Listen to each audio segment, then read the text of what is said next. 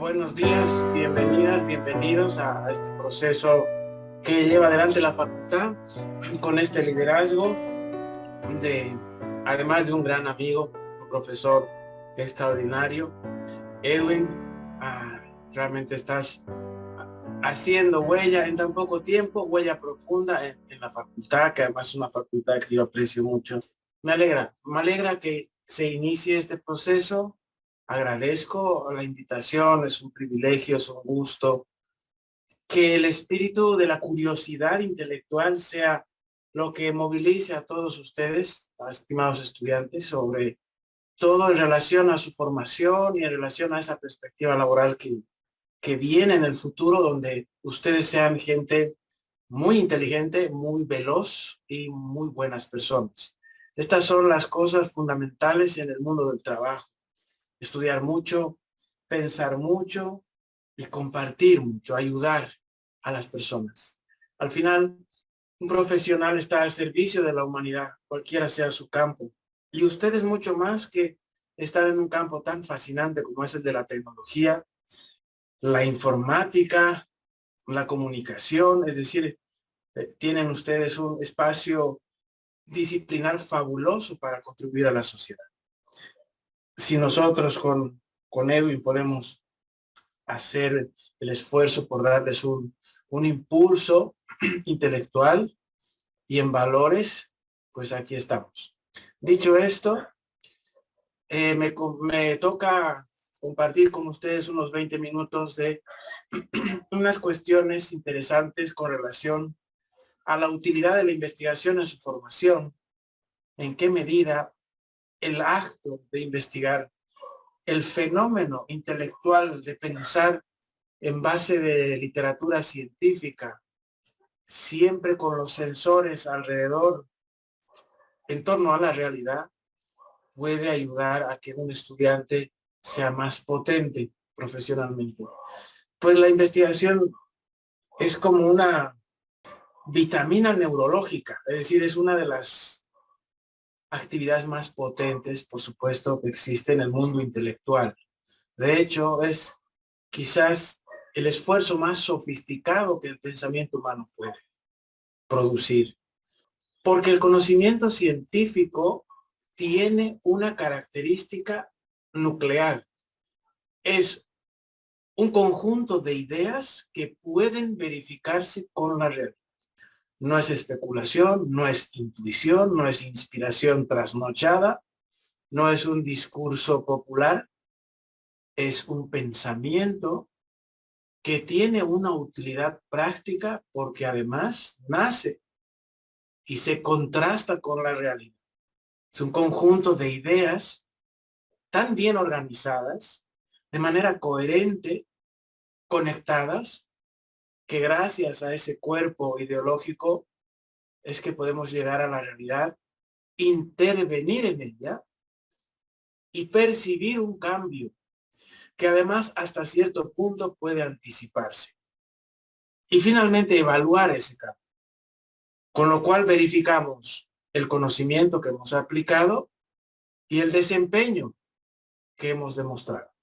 Entonces la ciencia también es un desafío, es un reto, es una puesta a prueba rigurosa, sin ningún tipo de ambigüedades, es implacable en ese sentido, no admite posibilidad de error, salvo en el proceso de construcción del pensamiento. Pero en la reflexión, la aplicación, no hay posibilidades. Es decir, tenemos que hacer siempre lo correcto, lo concreto, lo preciso, lo que está probado. Y gracias a eso avanza la humanidad en cuanto a campos de pensamiento disciplinar en todos los ámbitos de la ciencia. Lo cual no garantiza, dicho sea de paso, que el ser humano avance de forma integral, porque lo que falta ahí es trabajar en valores, que además la ciencia los comparte a través de la dimensión ética. Y esto parte con una cuestión esencial, que es el compromiso con la verdad. O sea que la ciencia te exige la verificación que está asociada a la sustentación de una verdad. y a comprometerte con ella. Por lo tanto, un investigador, un estudiante que se está cultivando en diferentes materias, tiene que consolidar su compromiso con la verdad. Un científico busca la verdad y la sostiene, sea dulce o amarga, la sostiene, la publica, la divulga. Su espíritu científico está siempre regulado por el compromiso con la verdad y ahí está la dimensión ética, además que se transfiere a los estudiantes en formación. Gente honesta, cristalina, confiable, que luego cuando trabaje, su productividad sea correcta. Para esto, entonces, les quiero compartir sobre el pensamiento que es posible desarrollar en la universidad, en la formación de pregrado, cuando podemos tener contacto con actividades de investigación en ciertas materias. De hecho, ojalá fuera en todas, porque en otros países de punta, avanzados, los ejercicios de investigación son transversales, están en todas las materias. Es decir, que los profesores no es que hagan proyectos de investigación en una materia, porque eso es imposible. Un proyecto de investigación es una actividad larga, compleja, lenta. Tiene que ser lenta, porque si no, el error se aproxima. Por lo tanto, en nosotros, como profesores en las materias, bueno, en nuestro país esto es muy pobre, pero debería ser transversal. Y aplicar algunas de las actividades propias de la investigación dentro de la formación de los estudiantes. Por ejemplo, buscar documentación, saber buscar documentación correcta a través del Internet. Detectar literatura acreditada. Saber identificar aquello que es de primer nivel de aquello que es informal. Como por ejemplo estos blogs y comentarios personales, esto no es un material científico. Todo aquello que está publicado, editado de forma digital, patrocinado, es aquello con lo que tenemos que nutrir nuestro pensamiento. Y además, saber leer un material científico, saber extractar las ideas centrales, detectar su conexión interna y verificar cuál es el impacto o el uso o la utilidad en la realidad. ¿Para qué sirve eso?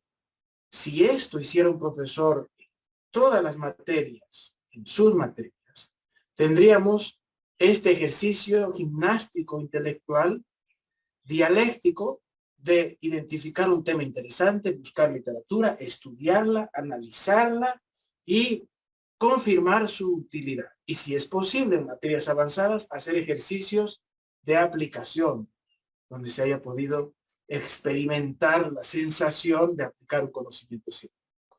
Por eso esto debería ser transversal. En el pensamiento, en esta primera pantalla que les comparto, el ser humano sale de un túnel oscuro que se llama la ignorancia, que no es delito, por si acaso. Es un estado primigenio natural del humano, la ignorancia. Ignora, desconoce cosas.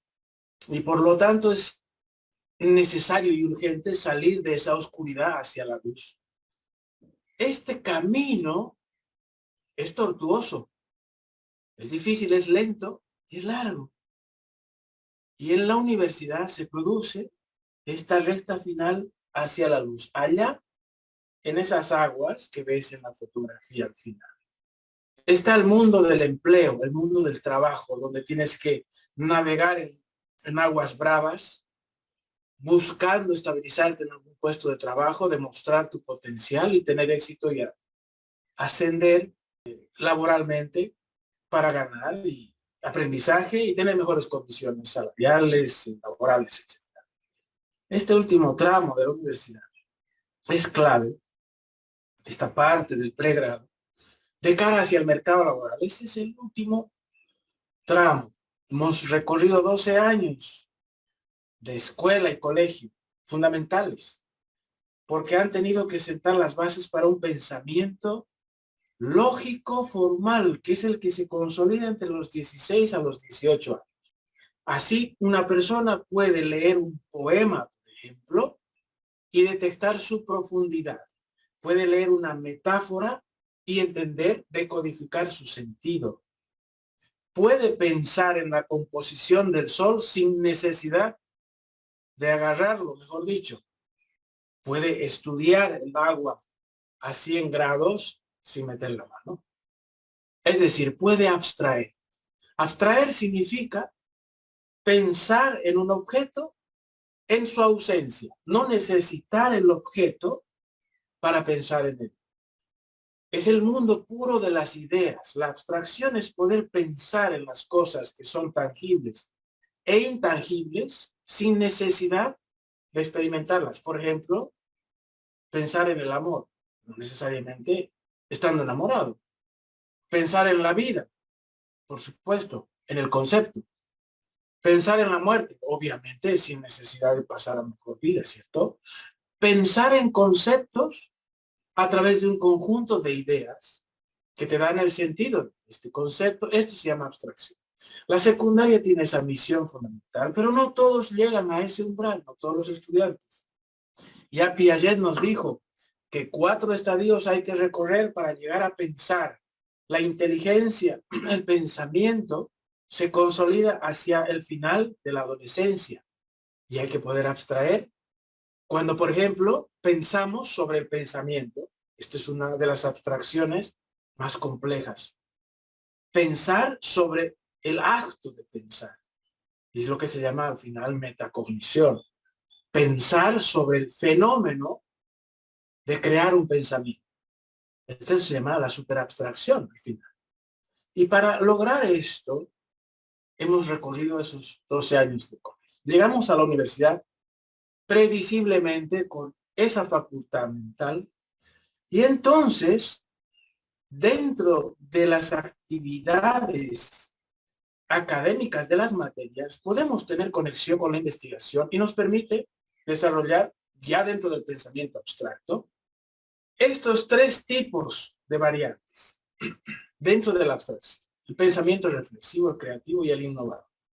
Reflexivo, ya cuando estás estudiando materiales, estás viendo cuáles son tus fronteras de aprendizaje previas, hasta dónde llegaste y por lo tanto dónde te quedaste y con qué puedes conectar aquello que es nuevo. Reflexionar sobre tu aprendizaje previo y el posible nuevo aprendizaje. Reflexionar sobre cuánto puede mejorar tu vocabulario, tu entendimiento de la realidad, tu explicación de fenómenos de la realidad cuando estás estudiando. El pensamiento creativo, sobre esa base, significa poder organizar ideas de forma productiva, componentes teóricos ya existentes, organizados para cierta utilidad, responder a ciertas demandas en el trabajo. Ustedes en el mundo de la informática tienen este concepto que se llama soluciones informáticas. Yo tengo una hermana que es maravillosa, además, a quien le debo mi formación en Europa, porque ella me financió todo ya 4 años, que madre mía de caro. Ella es informática y es genial, aprendo yo mucho de ella. Ya trabaja en proyectos gigantes a nivel de este país, precisamente dando soluciones informáticas en sistemas de la Contraloría, en la Superintendencia de Bancos, en Entel. ¿Cómo ustedes analizan la realidad, transportan esto luego a esa base matemática que en sistemas ustedes le llaman algoritmos, y luego esto funciona de una manera increíble para representar esa realidad, intervenir en ella y empezar a generar soluciones? Es un mundo fabuloso el que ustedes degustan, y ahí está la creatividad. Y claro, la innovación, el pensamiento innovador, precisamente tiene que ver con el hecho de generar avances científicos en tu campo, la informática, que permitan reconceptualizar la propia realidad y aproximarse a ella de una manera distinta. Por ejemplo, el famoso iPhone o el smartphone, mejor, ¿no?, que apareció en 2006 y hasta nos cambió la vida forever. Ese es un ejemplo de cuán lejos pueden llegar ustedes en su campo. El pensamiento analítico reflexivo. Les voy a pasar una clase. Un estudiante que entra en contacto con literatura tiene que pasar por estas fases de forma lineal y luego dialéctica para poder extraer la sustancia de ese material y consolidar un aprendizaje. Primero, se da cuenta de qué contenidos tiene este material, asociado, por supuesto, a algún tema que está estudiando en sus materias. Siempre que estés estudiando algún tema en tu materia, no te olvides, además de lo que te dé el profesor, hacer tu búsqueda documental para encontrar materiales acreditados, recientes, publicados correctamente, que te aporten contenidos para enriquecer el análisis que el profesor te está pidiendo. Una de las grandes depresiones académicas que vivimos nosotros los profesores, bueno, al menos los que tenemos esa inquietud positiva, es que los estudiantes en general, cuando les das una literatura, ya expresan su malestar porque es mucho para leer. O sea, te tienes que reducir la cantidad perdón, de material para el aprendizaje. Y hay una queja popular, es mucho. Y claro, casi no vas a ver un estudiante que además de lo que le das, te diga, profesor, ¿me puede recomendar algún material más? Estos ya casi están en extinción. Esto es una reliquia. Alguien que venga y te sorprende en el aula, que diga, profesor, mire lo que encontré. Vaya y dele una medalla, porque de esos ya. Entonces, los contenidos para estudiar un tema nunca son pocos, en el sentido de que con eso es suficiente y con esto que lea es suficiente, con esto. No pueden darme mucha literatura, que sea poco, es demasiado para mí. No. Cuando estudias un tema, los contenidos tienen que ser extensos, amplios, tiene que ser un banquete intelectual. No puedes pretender buscar la desnutrición intelectual, tienes que nutrirte sin límites. Esto es fundamental, tenerlo incorporado como un programa en el cerebro. Y por lo tanto, a partir de esta literatura, ¿qué es lo que haces? Estudias la composición del documento. Claro, tiene una introducción, tiene unos subtítulos, tiene unos gráficos, unos cuadros, unas figuras, unas tablas. Tiene citas textuales, tiene flechas, tiene cosas. Esta composición es el conocimiento científico como tal y un estudiante debe poder darse cuenta de qué está compuesto un capítulo de un libro o un artículo y luego llegar ahí ya con cuidado a los conceptos. En cada párrafo ir subrayando, detectando conceptos, anotando en el cuaderno, extrayendo su significado, hacer mapas conceptuales para poder entender las relaciones entre los conceptos. Cuando el cerebro logra visibilizar en una fotografía aérea los conceptos extraídos de un subtítulo, organizados en un mapa sencillito, entonces puedes conectar las ideas y ver qué relaciones y diferencias existen. Y es así como el cerebro, digamos así, registra fotografías del conocimiento. Es así como eso penetra y se consolida, se graba. Y de esta manera es mucho más sencillo incluso recordar. El pensamiento analítico reflexivo te lleva a esta dialéctica de estudiar, sumergirte, identificar, extraer, representar gráficamente y repasar. Ya sin el material, repasar verbalmente qué significa esto en tu pizarra, es esto, es esto, es esto, es esto, es esto. Explicarlo. Y entonces estás analizando de manera reflexiva porque ya llegarás pronto a conectar con la realidad.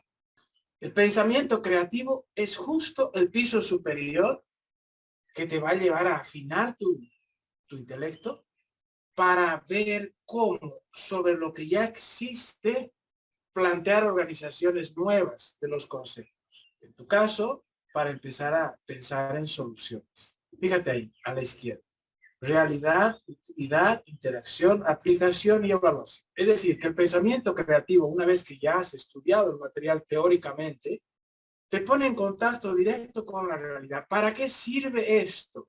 ¿En qué ámbito de la realidad se aplica? Pues acá. ¿En qué ámbito de la realidad se mueve este material o este conjunto de documentos que estudiamos? Pues acá, en este campo. Utilidad.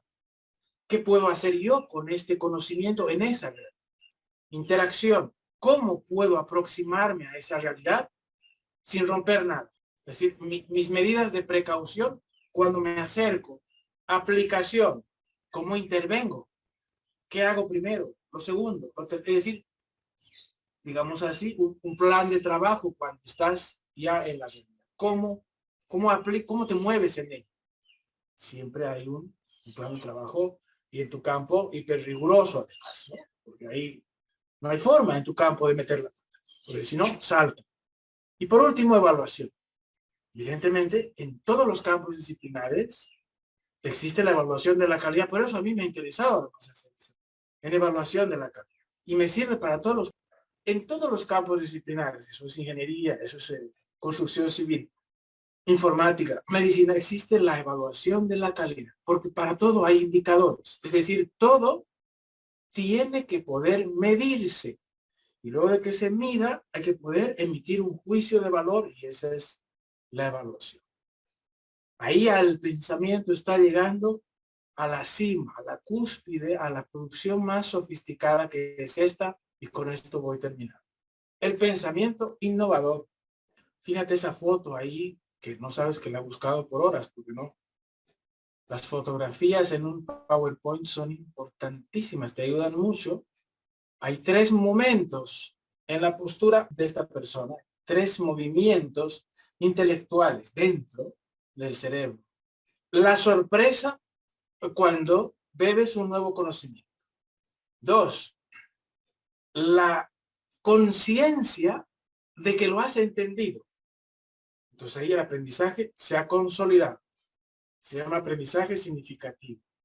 3, ¿para qué sirve? ¿Qué puedo hacer con esto? Puedo crear. Y por lo tanto, acá tienes 3 conceptos a la izquierda. Aplicaciones, soluciones y desarrollos. Es decir, lo primero, lo básico, el movimiento inicial, es aplicar algo, tal como está establecido. Ahí ya entras en contacto con la realidad. Luego, 2, algo más sofisticado, generar soluciones. Acá ya estás produciendo algo muy específico para que esa parte de la realidad funcione como esperas. Aquí tú eres experto, tienes miles, si no millones de ejemplos, soluciones informáticas, de tecnología. Y desarrollos. Esta es una construcción ya más sofisticada. Ya no estás hablando de un programa, estás hablando de sistemas, cuestiones más complejas que van a operar sobre una porción amplia de la realidad. Por ejemplo, imagínate, toda la informática de la telefonía celular en un país, en Bolivia.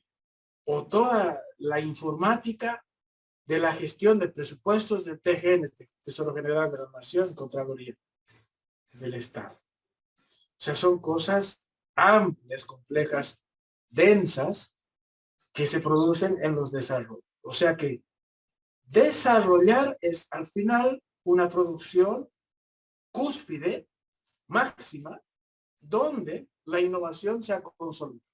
Y la innovación significa que algo que ya existe, analizado correctamente, es mejorado. Entonces, en el ámbito de la posibilidad de innovar, siempre vas a partir de algo que ya existe y entonces vas a generar una innovación. Pero cuando partes de algo, mira lo que voy a decir, que no existe, es decir, en realidad de un vacío en la realidad, vas hacia la invención. O sea, que inventar algo es producir algo allá donde existe un vacío. De hecho, el teléfono, el smartphone, esta es una invención.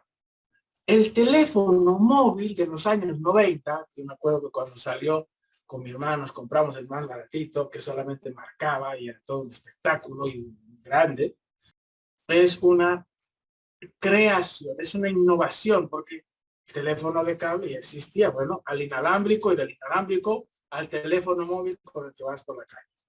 Por esa línea se ha llegado a la innovación, pero por esta vía del smartphone hemos llegado a la invención.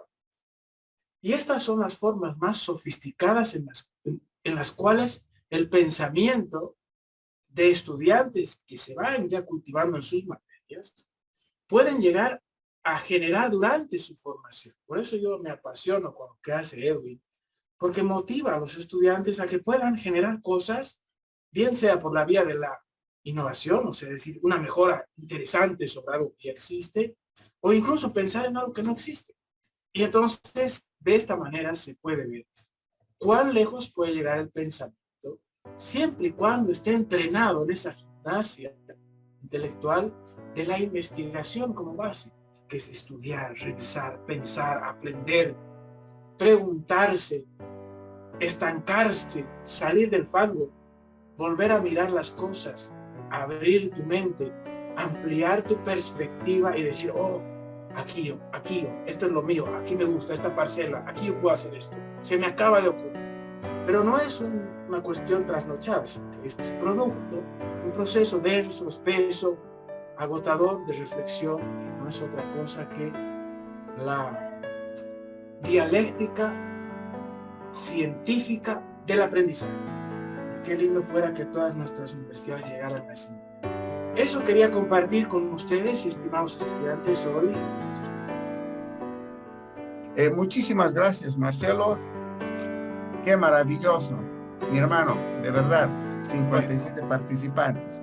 Ha sido lindo escucharte, Marcelo. Muchas gracias por tu tiempo, por tus palabras, por tu orientación.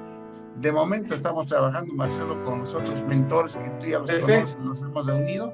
Entonces el equipo va yendo el equipo de los profesores mentores, va yendo el equipo de los profesores y ahí estamos semilleros también. Muchísimas gracias también a los estudiantes. Excelente. Muchas gracias, un abrazo para todos. Muchas gracias, Marcelo, por tu tiempo. Gracias a ti, hermano. Gracias, estudiantes, un abrazo, un saludo. Gracias.